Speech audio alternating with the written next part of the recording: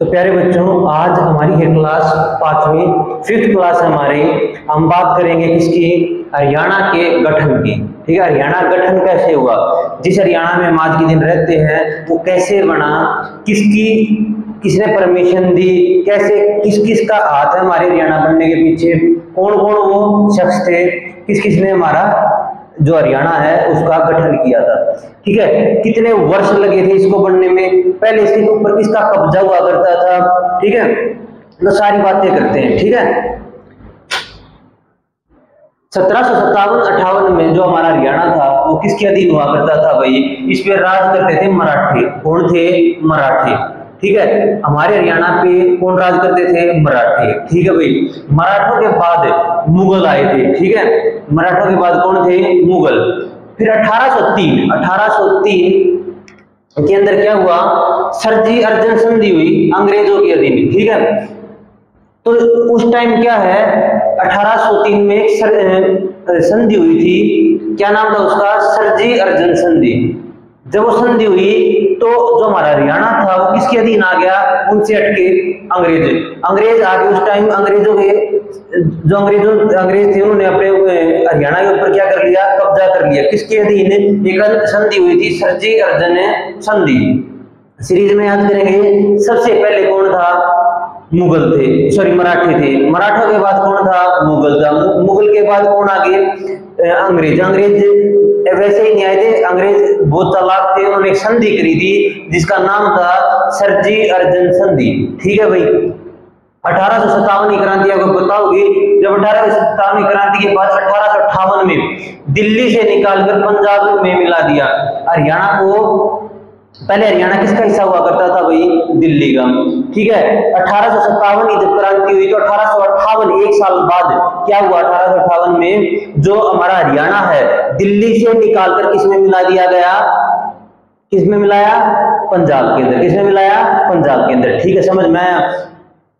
सबसे पहले अगर मैं बात करूं, किसकी बात करूं? सबसे पहले मराठे, फिर मुगल, फिर सरजी अर्जन संधि। सरजी अर्जन संधि का मतलब क्या था कि भाई लो अंग्रेजों, तो अब तुम्हारा हुआ हरियाणा। ठीक है, अब पहले हरियाणा किसका हिस्सा हुआ करता था? दिल्ली का। 1857 की क्रांति के बाद 1858 में किसका हिस्सा हो गया? पंजाब का। क्लियर है? अब बारी आती है 1911 की। किसकी? 1911 हरियाणा में दिल्ली को भारत की राजधानी घोषित कर दिया गया 1911 के अंदर। जब तो अलग कर दिए थे हम 1818, जब हमें कोई परेशानी नहीं थी कि दिल्ली से निकालकर क्यों हमें उसमें मिला दिया। फिर लालच बढ़ता जाता है। जब 1911 की बात आई, कब? 1911, सन 1911 में क्या हुआ? दिल्ली को भारत की राजधानी बना दिया। जब राजधानी बन गई, सारी फैसिलिटी, सारी पावर, सब कुछ दिल्ली के पास थी, तो हमने क्या किया कि भाई हमको किस में मिलाओ? दिल्ली में। हम पंजाब में नहीं रहेंगे, क्योंकि जहां पे अच्छा होता है हम सब वहीं जाते हैं। अब कौन वहां पे रहेगा? तो पंजाब से अलग होना चाहे किसने? हरियाणा ने। कहां मिलना चाहे? दिल्ली में।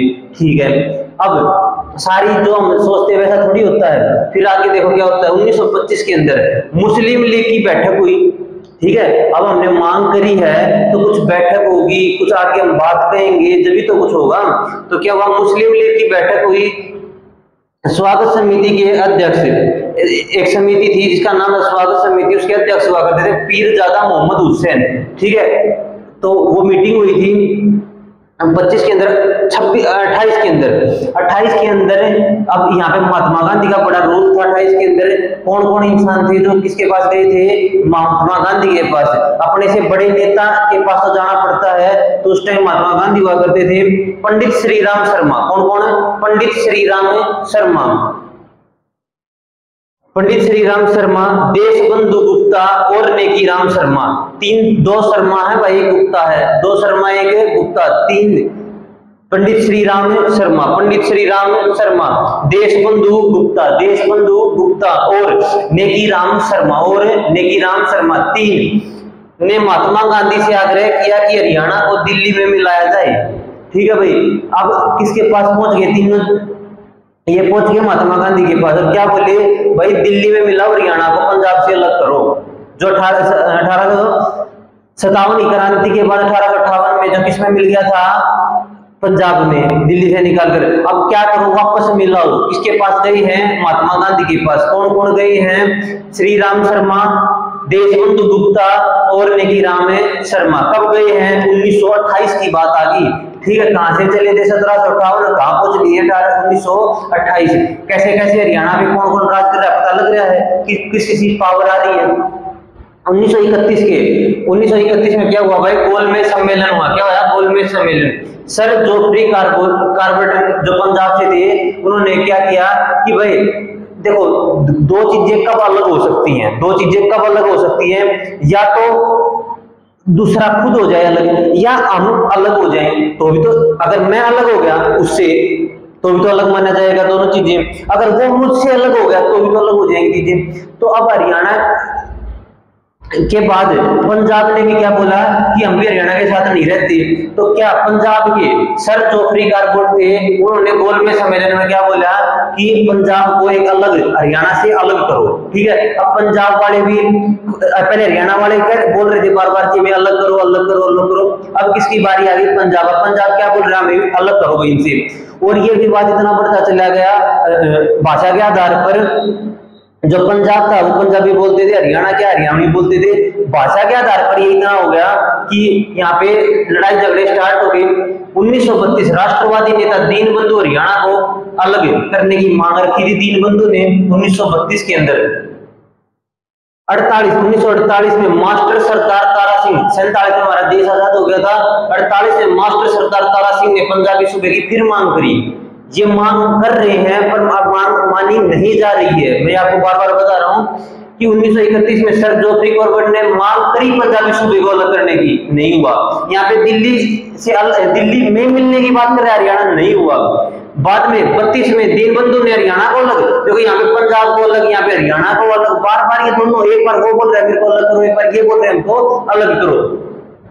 1948 में मास्टर सरदार तारा सिंह ने पंजाबी सूबे की फिर मांग कर दी। पहले यहाँ पे पंजाबी सूबा अलग, हरियाणा अलग, फिर पंजाबी अलग। हो नहीं रहे हैं ये, अब भी एक साथ है। 1949 में भाषाओं के आधार पर विवाद इतना बढ़ गया कि पंजाब के मुख्यमंत्री, उस टाइम पूरा पंजाब हुआ करता था, हरियाणा नाम ही नहीं था कुछ, तो पंजाबी सूबे की मांग जो कर रहे थे बार बार, तो और उधर पंजाबी सूबे की मांग हो रही थी, इधर हरियाणा की मांग हो रही थी अलग करो। अब दिल्ली में, अब यहाँ से ना एक काम खत्म हो गया। अब हम दिल्ली में जाने की मांग नहीं कर रहे कि दिल्ली में मिलाओ हमको। अब देश आजाद हो गया, अब हम हरियाणा एक स्वतंत्र राज्य बनना चाहता है। ठीक है, यहाँ से हरियाणा खुद एक अपना वेल सेटल्ड राज्य बनना चाहता है, और जो पंजाब है वो हरियाणा से अलग होना चाहता है। ये यहाँ से पूरी स्टोरी। 1949 में ये अभी तो फिलहाल पूरा एक है पंजाब के तो एक ही मुख्यमंत्री हुए। पंजाब के मुख्यमंत्री कौन थे? भीमसेन। कौन थे? भीमसेन सच्चर। ठीक है, पूरा नाम था भीमसेन सच्चर। इन्होंने एक फॉर्मूला अप्लाई करा, भीमसेन सच्चर फॉर्मूला निकाला कि ये विवाद किसी तरीके से कम हो, विवाद बढ़ ना जाए। 1953 के अंदर राज्य पुनर्गठन आयोग गठन हुआ। 1953 में क्या हुआ? भारत सरकार ने क्या बोला कि भाई देखो अब विवाद इतना बढ़ रहा है, तो उन्होंने अपनी टीम बनाई कि जाके देखो कि अगर इनको जरूरत है सच में तो इनका दोबारा पुनर्गठन करो। तो मैं बताता हूँ, पुनर्गठन टीम आई, अध्यक्ष थे उसके फजल अली। ठीक है, उन्होंने भी यहाँ पे धोखा दे दिया, नहीं यहाँ भी बात नहीं पड़ी हमारी 53 में। 1956 फजल अली ने रिपोर्ट सौंपी। 3 साल बाद पूरा घूमे फिरे सारा चीज देखी, पर 3 साल बाद जब उनको रिपोर्ट सौंपी उन्होंने, तो उन्होंने हमारे खिलाफ ही बोल दिया कि इनको जरूरत नहीं है, सब ठीक है। यहाँ तो 14 राज्य और 6 यूटी वहां पे बनाए गए। उस टाइम जब उन्होंने अपनी रिपोर्ट सौंपी तो उसमें हरियाणा और पंजाब का तो नाम ही नहीं था कि इनको अलग करना है। ठीक है, ये और बाकी 14 वो बन गए। ठीक है, 6 यूनियन टेरिटरी भी बना दी, उस पर मोहर लगी। ठीक है, बात आ गई 1956 की। बात 1956 की, जब मैं बात 1956 की करता हूँ, क्षेत्रीय फॉर्मूला लागू कर दिया। क्या कर दिया? क्षेत्रीय फॉर्मूला लागू, जिसमें जो चंडीगढ़ है ना, जो आज के दिन हमारी क्या है, उस टाइम यूनियन टेरिटरी बनी थी। ठीक है, उस टाइम बन गई थी। बनते क्या हुआ कि जो चंडीगढ़ पे है, हरियाणा का तो 40% हिस्सा, पंजाब का कितना परसेंट है? 60% हिस्सा रहेगा। ये था क्षेत्रीय फॉर्मूला। पेपर में आ जाए क्षेत्रीय फॉर्मूला। ठीक है, तो आपको पता होना चाहिए क्षेत्रीय फॉर्मूला क्या हुआ था, कब हुआ था। 1956 के अंदर जो चंडीगढ़ है, चंडीगढ़ पे 60% किसका, पंजाब का हिस्सा है और 40% किसका है, हरियाणा का। याद रखना इसको। 1965 में फतेह सिंह ने पंजाबी सूबे के लिए सरकार को अल्टीमेटम देकर आमरण अनशन की घोषणा कर दी। अब बोले बहुत हो गया कि रिपोर्ट सौंपी है, कोई लेके जा रहा है, कोई झूठ बोल रहा है, सब बहुत हो गया, आमरण अनशन करिए। क्या करेंगे, आमरण अनशन। 1965 में किसने, फतेह सिंह ने पंजाबी सूबे के लिए, ये पंजाबी सूबे के लिए किया था किसने, फतेह सिंह ने। अब यहां से इंपॉर्टेंट है आपका, बिल्कुल मोस्ट इंपॉर्टेंट, 23 सितंबर 1965 सरदार हुकम सिंह, जब ये आमरण अनशन की बात आई तो सरकार भी डरी, तो सरदार हुकम सिंह आयोग का गठन किया। सरदार हुकम सिंह, अब हुकम को दे दी सारी पावर, हुकम ने क्या किया, आगे हुकम चलाया, आगे एक आयोग बनाया, शाह आयोग। क्या बनाया, शाह आयोग। इसके 3 सदस्य थे। इसमें कितने सदस्य थे, 3, जेसी शाह, एस दत्त और MM फिलिप्स। यहाँ पे नाम लिख रखे हैं, J C Shah, S Dutt, MM Phillips. तीनों मोस्ट इंपोर्टेंट है, पेपर में खूब आते हैं भाई। हरियाणा के गठन के ऊपर आप 2 क्वेश्चन तो मान के चलो 100% आएंगे। 23 अप्रैल 1966 अपने नीचे शाह आयोग का गठन कर दिया। यहाँ पे हुकम सिंह का गठन हुआ था, आयोग का गठन हुआ था। हुकम सिंह आयोग ने नीचे अपने एक गठन कर दिया, जिसके सदस्य थे 3। कौन कौन थे और इसका सदस्य, इनका नाम क्या था, गठन का नाम क्या था, शाह आयोग। क्या था, शाह आयोग। ठीक है, इसमें 3 सदस्य की टीम थी। ठीक है, इनके नाम है J C Shah, S Dutt, MM Phillips. 31 मई 1966 को शाह आयोग ने रिपोर्ट सौंपी। अब इन्होंने बहुत जल्दी रिपोर्ट सौंप दी, 1 साल के अंदर ही। 18 सितंबर 1966 पंजाब पुनर्गठन बिल पारित हो गया। इस बार बनी थी हमारी बात, वहां पे हमें धोखा मिला था जब पहले तो 14 राज्य और ही कोई बना दिए, हमें नहीं बनाया गया। 18 सितंबर पंजाबी पुनर्गठन बिल पारित हो गया। 18वें संवैधानिक संशोधन के तहत, 18वें संवैधानिक संशोधन के तहत हरियाणा को पंजाब से अलग कर दिया गया। पंजाब अलग से अपना राज्य हुआ और हरियाणा अलग से राज्य बना अपना।